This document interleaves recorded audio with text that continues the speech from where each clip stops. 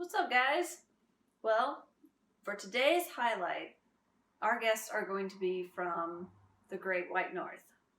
Now, if you were thinking Rush or even Triumph, sorry, not either of those. Our highlight today is going to be from a Canadian band called Coney Hatch, who came about in 1982. In fact, their debut album is the one we're going to be discussing, which was a self-titled. Came out in 1982. So, the reason I wanted to talk about this one and highlight this one was because I think it's pretty solid, honestly, for their debut effort. I really like it. I mean, I can pretty much, it's one of those you can listen through to all of the tracks and just not really skip any. I think, what did I want to talk about on this one? Looking at my notes. There are 13 songs on this, 2 of which are bonus tracks, which are not on the original EP, LP, whatever. I have not actually heard the last 2, but if they're anything like the first 11, then they're probably doing pretty good. It was produced by Kim Mitchell of Max Webster. Cover art was by Martin Springett, and he actually has some other really cool non-musical related stuff. So go check him out. Check out his website. It's pretty sweet. Let's see. The song Hey Operator. This would end up being covered by Aldo Nova on his 1983 album Subject. And it's really interesting, kind of doing a comparison between the two. Like if you listen to one right after the other, it's almost not the same song, but it is. Aldo Nova's sort of reimagining of it, his version of it, is very interesting. It's still very 80s, but Coney Hatch on their debut album had a very just hard rock chugging along sound feel to a lot of the songs on there. And Hey Operator is kind of no exception. I think one thing that really draws me to this album is apart from the great riffs and everything, they're very good at getting the hooks in. It's catchy. It sticks in your head. You can't help it.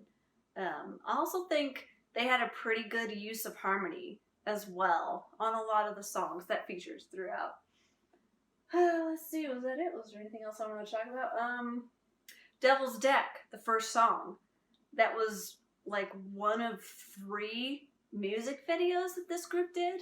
That song's pretty hard-hitting, pretty rockin', pretty catchy.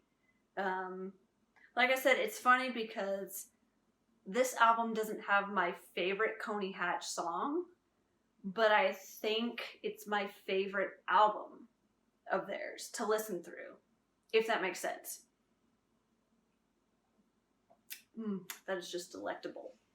It was released on Mercury Polygram Records originally, and then it was reissued later in like the mid-2000s, I think, on Rock Candy Records. So you can get this in a remastered, reissued edition. Maybe, possibly. It's also on YouTube. Anyways, I think that's it. Oh, no. You know what? You guys get a 2 for today. Can we just take a minute to appreciate, totally changing subject, can we take a minute to appreciate the new Blue Oyster Cult album? I believe it came out in October of 2020. Yeah. They released it in the middle of a pandemic. And I just got to hear it a couple weeks ago. And I've been listening to it through and through several times. Oh my God. When a rock band, an old school rock band, starts going through and talking about cell phone addiction and Florida Man, I mean, what else do you want? It's great.